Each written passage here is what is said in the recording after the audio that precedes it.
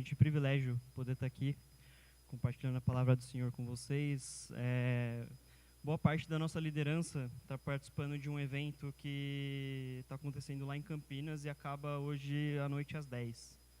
Então é por isso que hoje a igreja está um pouquinho vazia e está tendo uma festa, parece, lá no Tupi. Então boa parte da criançada que vem de lá também não pôde vir hoje. Mas hoje a gente dá início a uma nova série de pregações, que o tema é Reforma Constante. E a palavra base, o texto base para essa série é Efésios 5, 18 e 19. Não se embriaguem com vinho, que leva à libertinagem, mas sejam cheios com o Espírito, falando uns aos outros com salmos, hinos e cânticos espirituais, cantando e louvando ao Senhor de coração. Pai, muito obrigado por esse momento em que a gente pode estar ouvindo da Tua Palavra, que essa palavra encontre solo fértil em nossos corações. Queremos estar lembrando dos nossos irmãos que não puderam estar aqui presencialmente conosco. Queremos lembrar daqueles que estão nos acompanhando online também, em suas casas. Que a Tua graça também alcance todos eles, Pai. Que seja feita a Tua vontade, em nome de Jesus. Amém. E para dar um pouco de contexto, explicar um pouquinho de onde que surgiu a inspiração por trás desse tema, gostaria de fazer um breve resumo histórico. Esse mês a gente comemora a Reforma Protestante. E a Reforma Protestante, trazendo um pouquinho aí de fato, de história, ela foi marcada por um padre alemão que no dia 31/10/1517, então 507 anos atrás, 517 anos atrás, nessa igreja de Wittenberg, que fica na Alemanha, ele vai até essa igreja com um documento e ele literalmente prega esse documento na porta da igreja. Essas 95 teses de Lutero, elas ficam famosas porque elas trazem ali um pouquinho do descontentamento de Lutero, com algumas práticas, com alguns ensinamentos da igreja cristã naquela época. E o objetivo principal de Lutero não era criar uma divisão na igreja, não era simplesmente destruir a igreja, mas ele queria reformar a igreja. Ele entendia que aquilo que ele conhecia de igreja a partir de Jesus Cristo estava um pouco distoante, um pouco incoerente com aquilo que a igreja católica naquela época, que era a principal, estava pregando, estava praticando. E os protestantes, que é como ficou chamado aquele grupo, como ficou conhecido, eles também protestaram contra alguns decretos imperiais que tinham a sua influência exercida através da igreja. Então a igreja ela não tinha só esse caráter religioso de trazer ali costumes, cultura, mas também de uma certa forma era a extensão do governo naquela época. E Lutero, um pouquinho descontente com aquilo, também nas suas 95 teses vai tentar combater. E como esse governo naquela época começou a perceber que talvez o balanço de poder ali poderia ser um pouquinho afetado por esse movimento, começa a se movimentar também, começa a criar a contra-reforma e tudo mais. Só que os adeptos a esse movimento protestaram contra. É por isso que é a Reforma Protestante. Reforma porque Lutero queria transformar, restaurar a igreja, e protestante porque eles protestaram contra o governo, contra algumas práticas que eles achavam um pouco estranhas daquela época. Historicamente, a gente aprende como um movimento, de uma certa forma, revolucionário, que mudou não só aspectos religiosos, mas também sociais. E vale a pena a gente conhecer um pouquinho de quem foi Lutero. Ele foi um monge que ele nasceu naquela região de Wittenberg, que é hoje parte da Alemanha. Naquela época fazia parte de um império um pouquinho maior que estava sob domínio de Carlos V. E, inicialmente, Lutero ele começa a estudar direito. Ele ia se tornar um advogado. mas no meio da caminhada ele decide se tornar monge. E se tornar monge naquela época era se dedicar completamente para a igreja. E Lutero, como um homem bem estudado, um homem que desejava a instrução, que buscava o entendimento, ele, depois de se tornar padre, depois dessa caminhada como monge, ele começa a lecionar teologia na faculdade da cidade onde ele morava, de Wittenberg, que foi a mesma cidade onde ele pregou as 95 teses na igreja. E Lutero, como um grande estudioso, ele passou a estudar também a Bíblia. E nesse desenrolar de estudar a Bíblia, não tem como você ler a Bíblia de uma forma tão intencional e não se deparar com algumas coisas que a Bíblia fala que não faziam tanto sentido para a vida que Lutero estava encontrando lá fora, principalmente com as práticas daqueles que se diziam os mais estudados da Bíblia. E é daí que começam a surgir essas ideias que, de uma certa forma, desafiavam o que a Igreja Católica naquela época ensinava e praticava. Só que Lutero, ele não simplesmente tomou uma bandeira revolucionária e começou a gritar por aí. Não, ele tomou algumas atitudes que, para aquela época, eram completamente revolucionárias. Uma delas foi traduzir a Bíblia para o alemão, que era a língua da onde ele estava ali. E a tradução da Bíblia significava que agora todos aqueles que sabiam ler e escrever em alemão, eles podiam ter acesso à Bíblia. E ter acesso à Bíblia significava que eles já não estavam totalmente dependentes da igreja ensinar algo. Agora eles podiam ter um contato pessoal com a Bíblia. E Lutero defendia que cada um de nós deveríamos ter esse contato pessoalmente, que algumas conclusões nós deveríamos chegar pessoalmente. Não ter como único intermediário a igreja. E outra coisa que Lutero fez foi compor algumas canções, alguns hinos em alemão. Acho que alguns que já estão na igreja há um bom tempo vão saber de um hino chamado Castelo Forte. Quem compôs foi Lutero, há mais de 500 anos atrás. E Lutero acreditava que a música era uma forma como ele poderia ensinar a palavra de Deus, como as pessoas poderiam se conectar com a palavra de Deus. Antigamente, só para entender melhor ainda o impacto, na época de Lutero, apenas aqueles que falavam, que liam e que entendiam latim tinham acesso à Bíblia. Então, imagina um culto que você vem aqui e eu começo a falar em latim. As músicas que nós cantamos são em latim. Essa desconexão entre a linguagem que o pessoal tinha e o latim fazia com que Deus se distanciava das pessoas. Porque a galera, a elite ali religiosa não tinha o interesse de trazer a pessoalidade do Senhor. E Lutero foi revolucionário justamente porque ele popularizou a palavra de Deus. Ele valorizava aquilo que a gente conhece hoje por sacerdócio universal de todos os crentes, que é justamente cada um de nós pode se conectar com o Senhor através da palavra.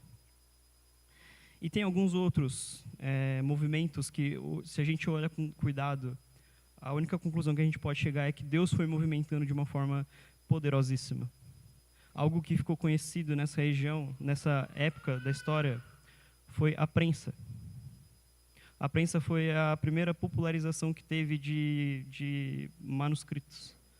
E a Bíblia foi uma das primeiras, ou se não a primeira obra que foi reproduzida em massa, essa Bíblia em alemão.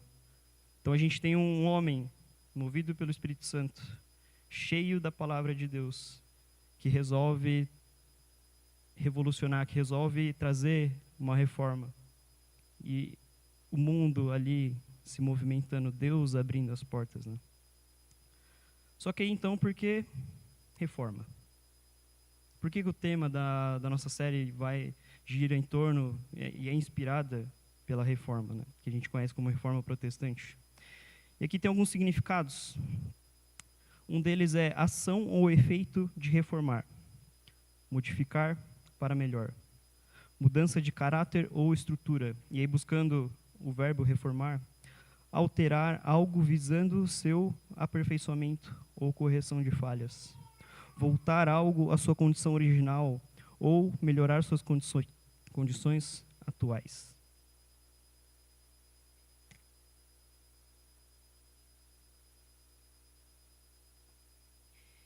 E eu não sei vocês, mas uma das primeiras coisas que me vem à cabeça quando eu penso na palavra reforma é edificações. E para aqueles que não sabem, essa aqui era a igreja. É esse prédio aqui, bem no comecinho, quando a gente tinha acabado de ganhar esse terreno. Essa é uma visão de mais ou menos ali do canto para o fundo da igreja. Então, ali onde tem toda aquela estrutura, não sei dizer a palavra, mas aquele plástico que dividia, é mais ou menos onde estão as portas de vidros. Talvez um pouquinho mais para dentro, não vou saber dizer ao certo. Mas o fato é que tinha um pequeno portão, ali onde é o portão original, e onde aqui tem esse canteiro com as plantas, o ar-condicionado, era uma sala. E aí, agora olhando do fundo para cá, aqui onde a gente tem a salinha de música, o depósito, essa região onde começava aqueles banheiros. E quando a gente chegou aqui, dá para ver que está faltando uma boa parte do piso. Na imagem anterior, não sei se vocês conseguem enxergar aquela mancha verde, mas era uma infiltração gigantesca que tinha aqui. E se eu falar para vocês que era necessária uma reforma para a gente começar as nossas reuniões, vocês não vão achar estranho. Só que alguns detalhes importantes. Originalmente, essa edificação ela foi feita pensando em uso comercial. Então, a estrutura fundamental dela é muito bem construída. E outro detalhe, que foi o que ajudou a instalar o ar-condicionado depois, é que a fiação original, a instalação elétrica original, ela era trifásica. Então, ela tinha um pouco mais de potência já prevista. O próprio funcionamento desse local, que era para ser comercial, ajudou a construir a igreja em si. Aqui eu não acabei encontrando, mas lá fora, onde a gente tem um espaço de convivência, era um barranco, que era muito difícil de subir. E aqui a salinha das crianças, não existia essa salinha, era só uma estrutura para comportar a caixa d'água. Então, de novo, se eu falar para vocês que precisava de uma reforma para que a gente pudesse ter as nossas reuniões, vocês não iriam achar estranho. Só que, aqui tem uma imagem enquanto ela estava sendo reformada, a igreja, né? E aqui a gente pode ver que estendeu um pouco a parede, foi até o final. Não sei exatamente dizer se os banheiros hoje em dia são só a parte fechada e abriu lá fora. O Marquinho está falando que sim. Ele que foi o nosso engenheiro, né? Enviado pelo Senhor. Glórias a Deus. E comparando um pouquinho, dá para perceber que uma parte da estrutura foi mantida, outras foram adicionadas. Existe uma porta aqui nesse canto, não existe mais. As janelas, essa aqui do fundo, não sei se mudou muita coisa, mas na salinha ainda tem. Isso para mostrar que num processo de reforma, muitas vezes algumas coisas que são boas, elas se mantêm. Mas que para suprir as necessidades, algumas outras são necessárias de construir do zero. Uma delas é essa linha aqui em cima, toda a área de convivência. E esse aqui é o último Natal. Então a igreja já bonitinha, o ar-condicionado. Inclusive o ar-condicionado ele veio depois, numa segunda leva de reformas aqui dentro. Enfim, isso tudo para falar que quando a gente pensa em reforma, não é começar tudo do zero. Às vezes é. Mas que existem alguns fundamentos que são muito importantes se manterem. Só que aí eu gostaria de fazer um gigantesco parênteses. E é gigantesco mesmo, porque a gente vai ler João 4, de 5 a 38, antes da gente voltar para, de fato, a reforma. E a palavra do Senhor, aqui é João 4, falei, né? Estou até confundindo já. Mas João 4, de 5 a 38, a palavra do Senhor diz o seguinte: Assim, chegou a uma cidade de Samaria, chamada Sicar, perto das terras que Jacó tinha dado a seu filho José. Havia ali o poço de Jacó. Cansado da viagem, Jesus sentou-se à beira do poço. Isto se deu por volta do meio-dia. Nisso veio uma mulher samaritana tirar água. Jesus lhe disse: Dê-me um pouco de água, Os seus discípulos tinham ido à cidade comprar comida. A mulher samaritana lhe perguntou: como o Senhor, sendo judeu, pede a mim, uma samaritana, água para beber? Ela perguntou isso porque os judeus não se dão bem com os samaritanos. Jesus lhe disse: se você conhecesse o dom de Deus e quem está pedindo água, você lhe teria pedido e lhe daria água viva. A mulher disse: o Senhor não tem com que tirar água, e o poço é fundo, onde pode conseguir essa água viva? Acaso o Senhor é maior do que o nosso pai Jacó, que nos deu o poço, do qual ele mesmo bebeu, bem como seus filhos e o seu gado? Jesus respondeu: quem beber desta água terá sede outra vez. Mas quem beber da água que eu lhe der, nunca mais terá sede. Ao contrário, a água que eu lhe der se tornará nele uma fonte de água a jorrar para a vida eterna. A mulher lhe disse: Senhor, dê-me dessa água, para que eu nunca mais tenha sede, nem preciso voltar aqui para tirar água. Ele lhe disse: vá, chame o seu marido e volte. Não tenho marido, respondeu. Jesus lhe disse: você falou corretamente ao dizer que não tem marido. O fato é que você já teve 5, e o homem com quem agora você vive não é seu marido. O que acabou de dizer é verdade. A mulher lhe disse: Senhor, vejo que é profeta. Os nossos antepassados adoraram neste monte, mas vocês, judeus, dizem que Jerusalém é o lugar onde se deve adorar. Jesus declarou: creia em mim, mulher. Está próxima a hora em que vocês não adorarão o Pai, nem neste monte, nem em Jerusalém. Vocês, samaritanos, adoram o que não conhecem. Nós adoramos o que conhecemos, pois a salvação vem dos judeus. No entanto, está chegando a hora, e de fato já chegou, em que os verdadeiros adoradores adorarão o Pai em espírito e em verdade.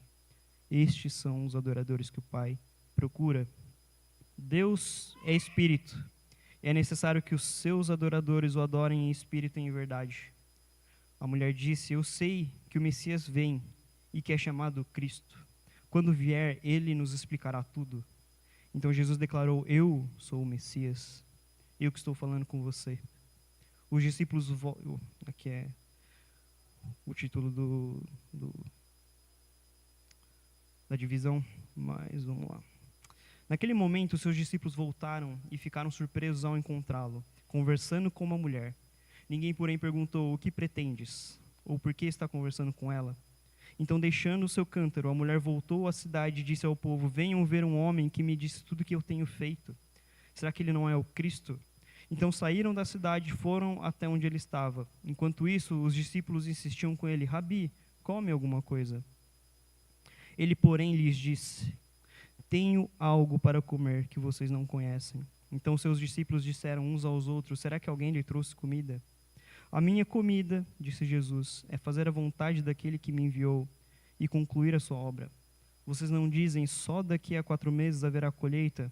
Eu digo a vocês que abram os olhos e vejam os campos, eles estão maduros para a colheita.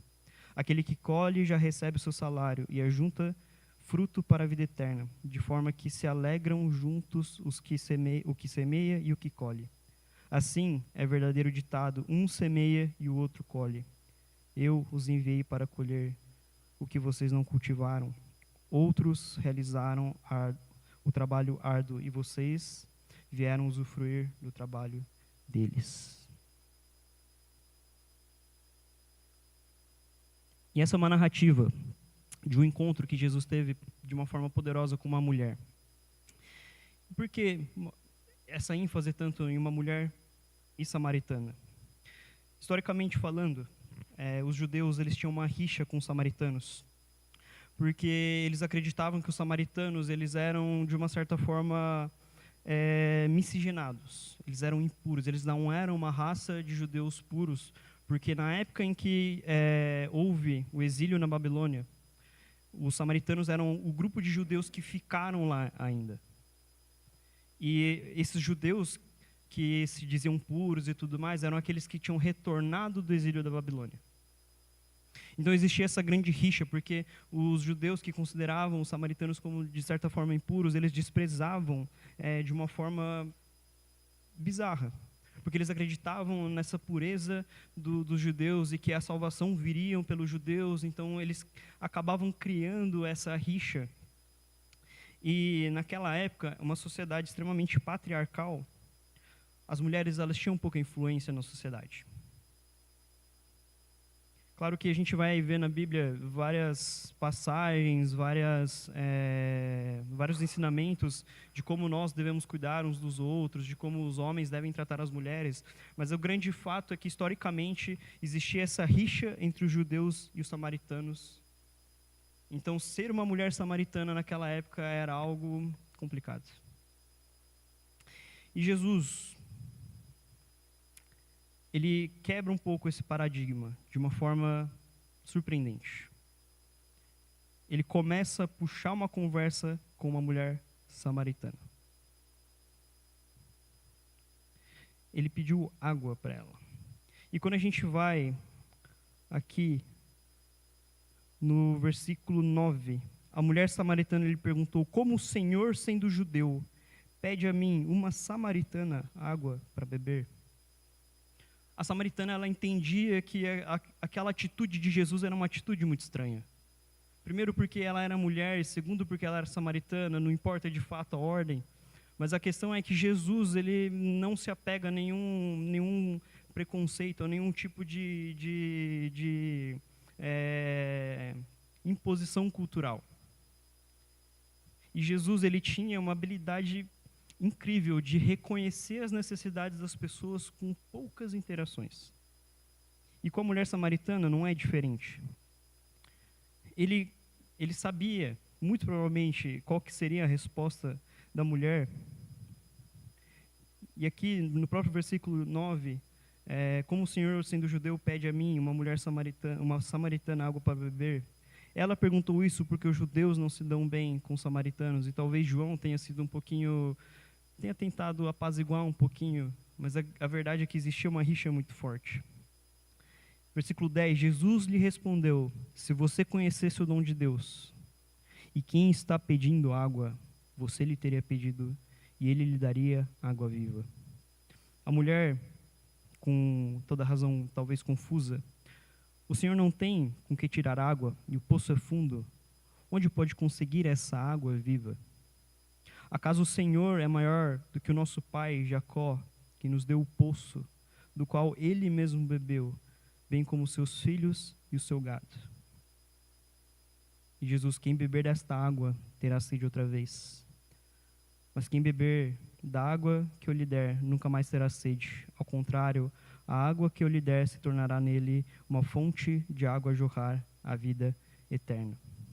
A mulher lhe disse: Senhor, dê-me dessa água, para que eu nunca mais tenha sede e nem precise voltar aqui para tirar água. Aqui não fica muito claro se a mulher samaritana entendeu de fato o que Jesus estava querendo se referir. Mas o fato é que Jesus, ele compara uma necessidade, que é beber água, e não era de se espantar que eles entendiam que era uma necessidade. E Jesus está falando: se você me pedir, eu tenho como oferecer algo que vai saciar uma necessidade mais profunda do que essa que é natural e biológica que você tem. E essa mulher fica intrigada e fala: bom, eu quero, então, eu aceito. Mas, de novo, não fica muito claro se ela entendeu de fato o que Jesus estava propondo ali para ela.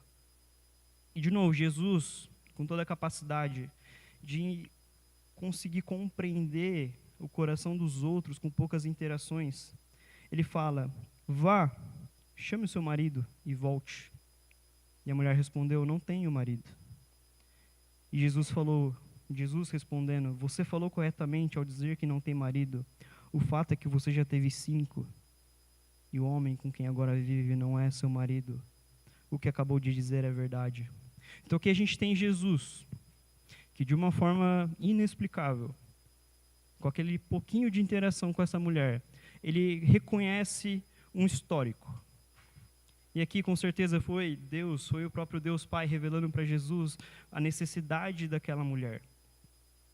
E Jesus, com um simples comentário: vá, chame o seu marido e volte.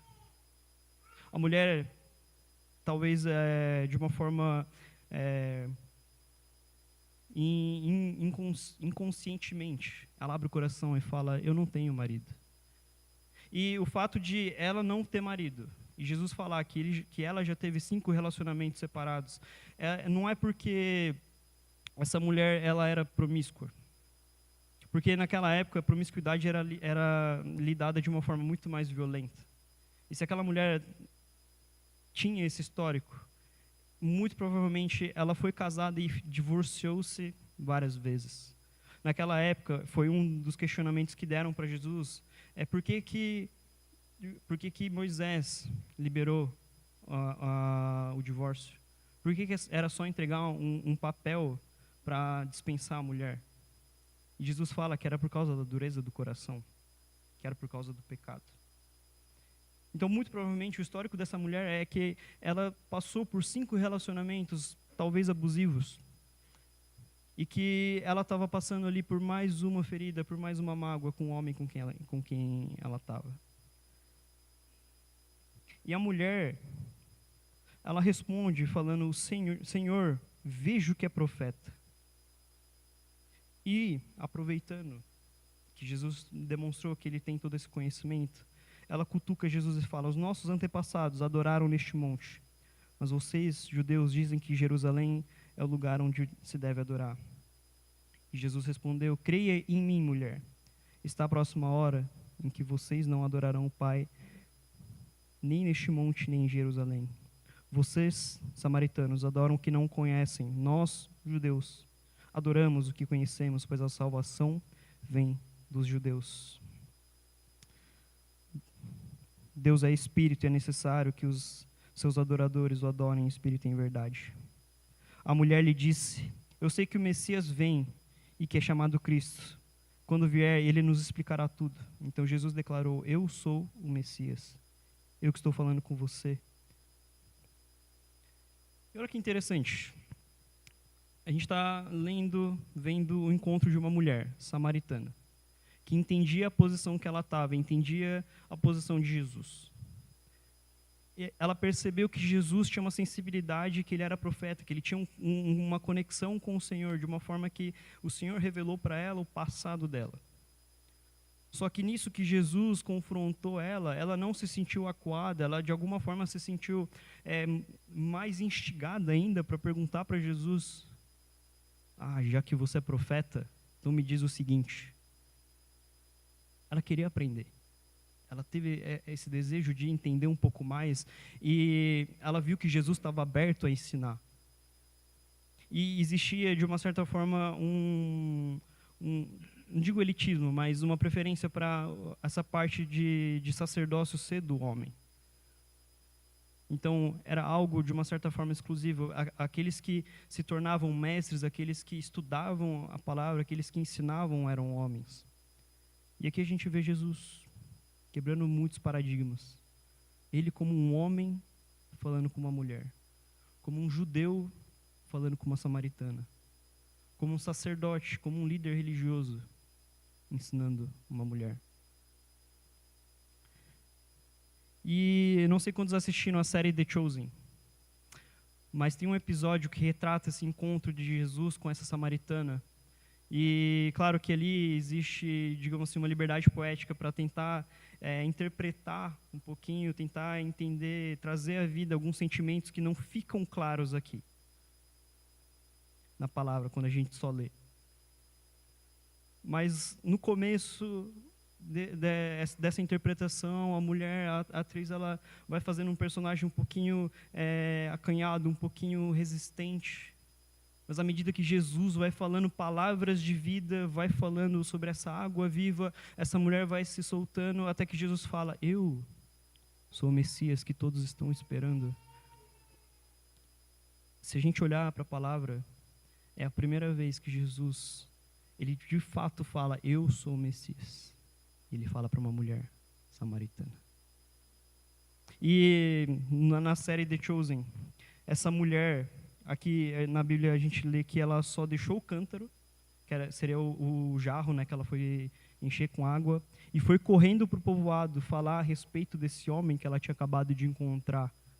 E ela mesma, um pouquinho duvidosa, eu encontrei um homem que falou tantas coisas da minha vida, será que não é ele o Cristo? Que a gente tanto espera. E na série The Chosen, que eu achei muito legal essa abordagem, a atriz, ela começa a se movimentar emocionada e fala, meu Deus, eu preciso falar para todo mundo no meu povoado. E Jesus, interpretado, fala, eu estava contando com isso. Então ela vai em direção ao povoado, começa a chamar as pessoas, e nesse meio tempo, em que ela deixa o jarro, e que ela volta para o povoado, os discípulos voltam.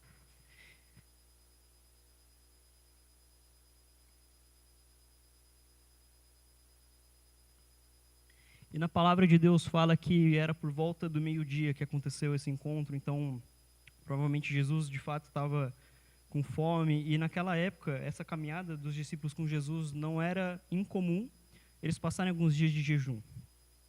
Seja por motivos realmente espirituais de vamos nos abster e vamos nos conectar com o Senhor, ou pelo simples fato de que nenhum deles tinha ali um emprego e às vezes não tinham de fato como ir comprar comida.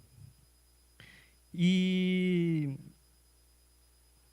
naquele momento, os seus discípulos voltaram e ficaram surpresos ao encontrá-lo conversando com uma mulher. Ninguém, porém, perguntou o que pretendes ou por que está conversando com ela.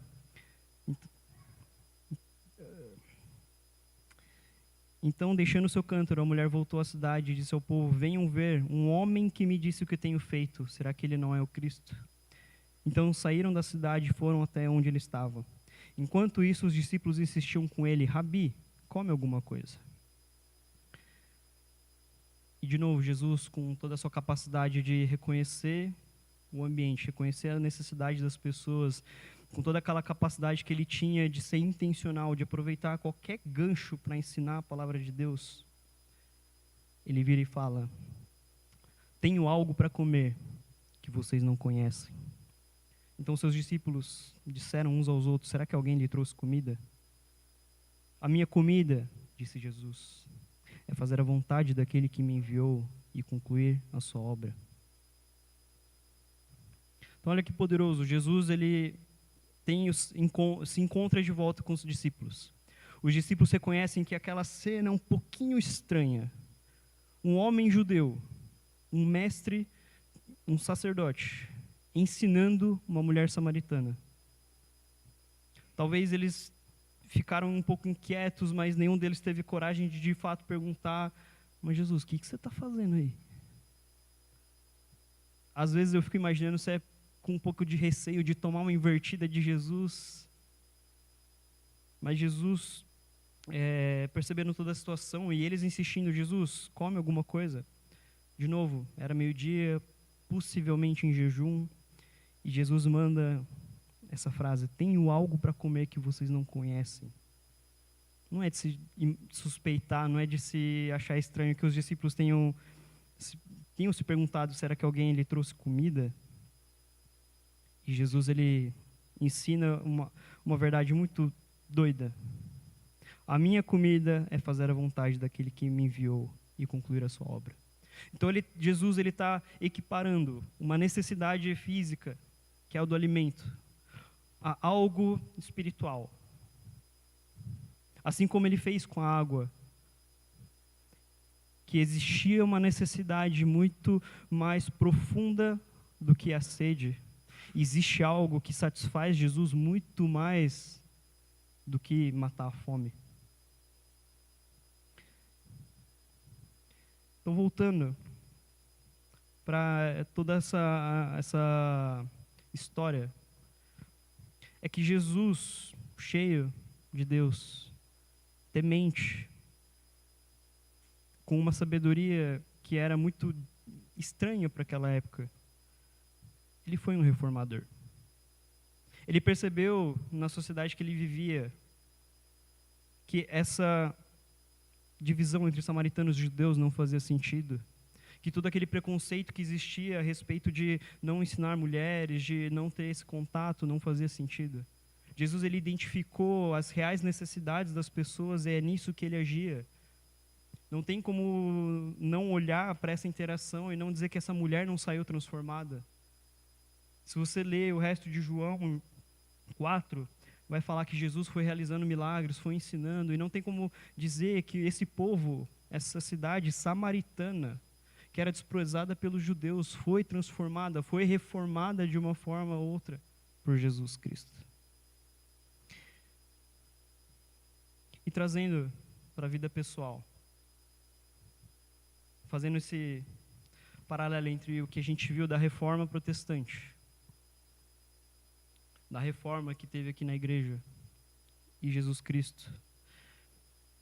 A reforma que teve aqui foi para responder a algumas necessidades que não só eram latentes, que existiam, consertar a infiltração, rearranjar aqui dentro para ter o depósito, construir a salinha para o espaço kids, fazer a área de convivência. Inclusive, uma das coisas que aconteceu é que ali, onde tem o portão, essa entrada, a ideia era ser coberto, ter telha mesmo, ter telhado. Só que, para se adequar, a prefeitura falou que não podia ter. E a gente teve que readequar. Então a estrutura já tinha montado, né?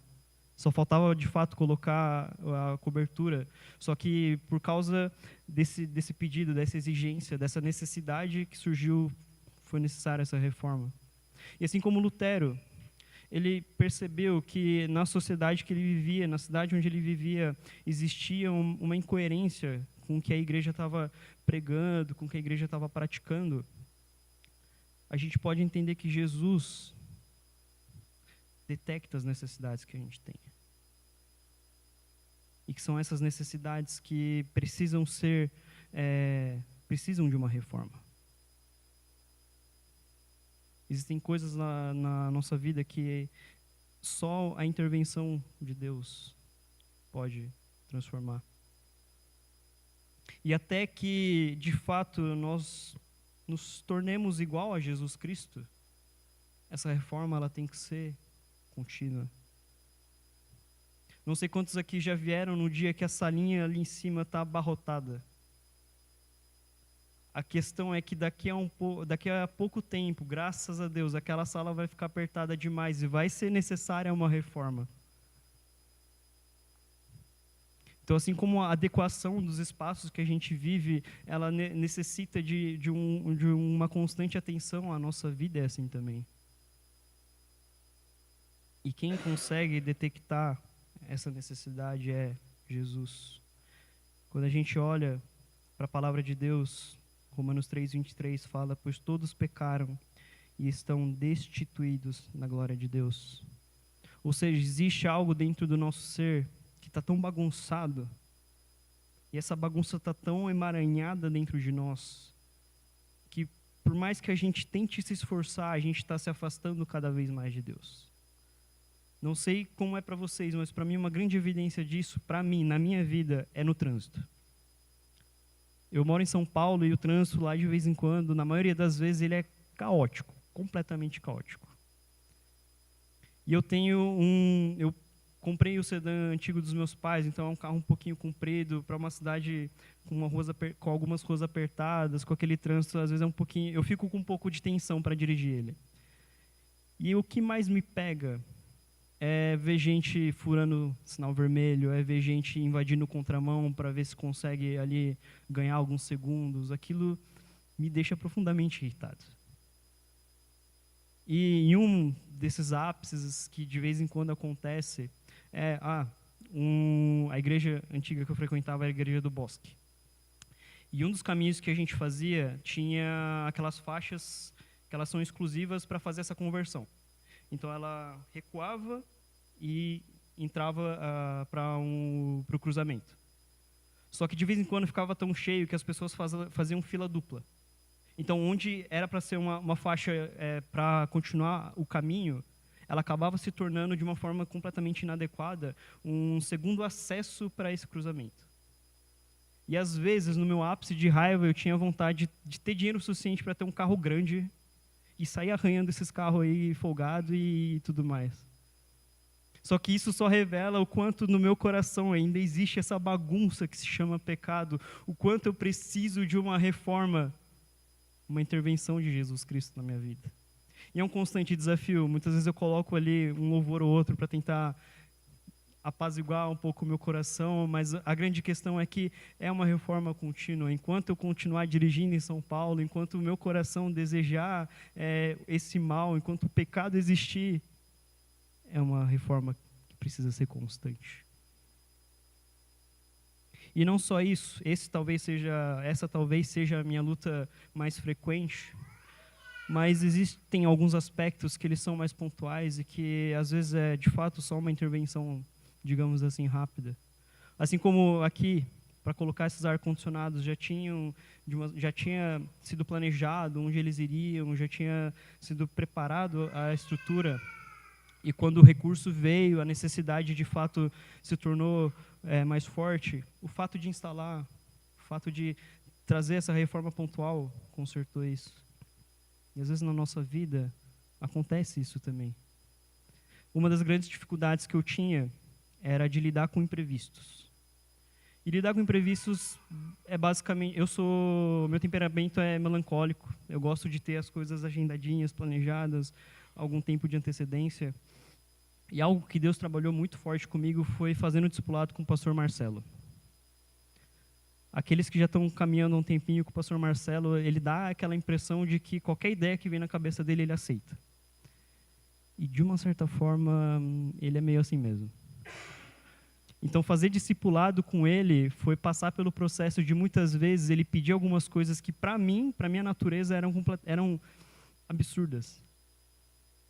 Uma das coisas que o pastor Marcelo foi trabalhando em mim foi justamente, nós não temos ninguém para, pregar, para fazer o louvor, daqui uma semana, você pode? Eu falava, pastor, eu quero um mês de antecedência para me preparar.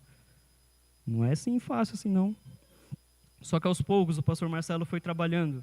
Ele foi me dando oportunidades de exercer e principalmente falando que isso era uma reforma que precisava na minha vida, porque o que eu falava para ele, na verdade, era que eu tenho vergonha de falhar. Eu tenho vergonha de passar vergonha, por isso que eu quero esse tempo de antecedência. Há um tempo atrás, até para dar um pouquinho mais de contexto, eu revisava a pregação, eu pregava para o meu monitor, para ensaiar o que eu ia falar. Só que a minha intenção não era, eu quero me encher do Espírito Santo, não, eu não queria passar vergonha. Eu queria ter certeza de que aquilo que eu ia falar era aquilo que as pessoas gostariam de ouvir, era aquilo que eu gostaria de falar, e eu não dependia do Espírito Santo, não dependia de Deus. E à medida que eu fui entendendo isso, e o pastor Marcelo foi cutucando cada vez mais, eu fui entendendo que não é pelo meu próprio esforço, mas é pela dependência do Espírito Santo. E uma experiência que eu tive hoje mesmo, é que eu não ia pregar a respeito, não ia ler esse texto tão longo de João 4. Eu ia falar de coisas históricas, ia falar cada vez mais da Reforma Protestante, ia fazer alguns paralelos, e eu fiquei, não faz sentido isso.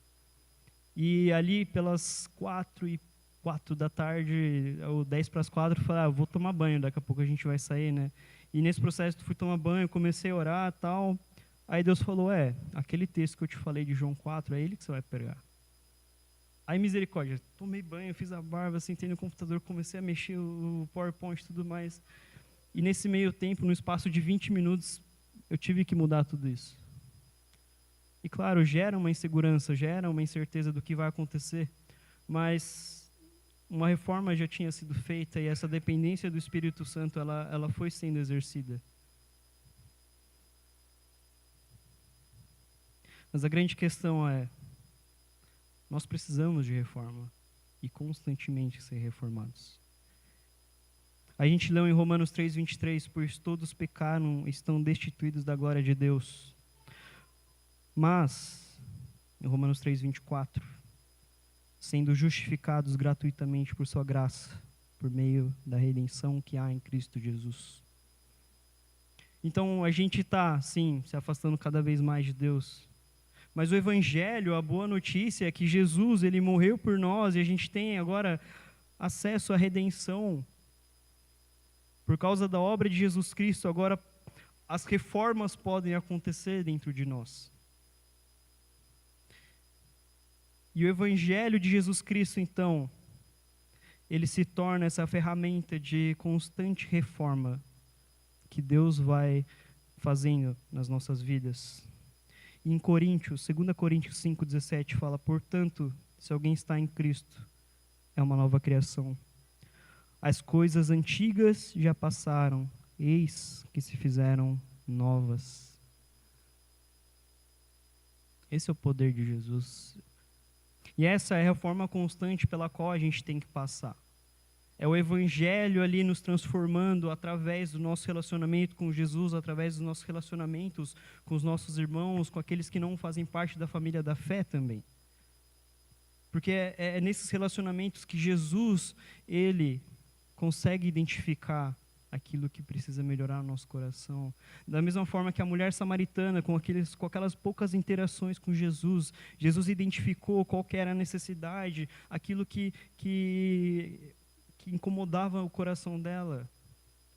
Na nossa vida, o Evangelho atua da mesma forma. É nos nossos relacionamentos, é no trânsito que Jesus vai revelando para mim que eu preciso passar por essa constante reforma de acalmar o meu coração, de entender que a justiça é de Deus e não é minha.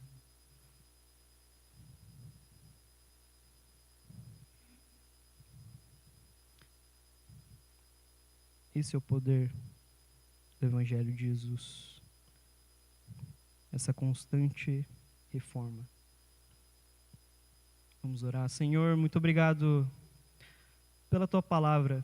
Muito obrigado, em especial, pelo Evangelho de Jesus Cristo.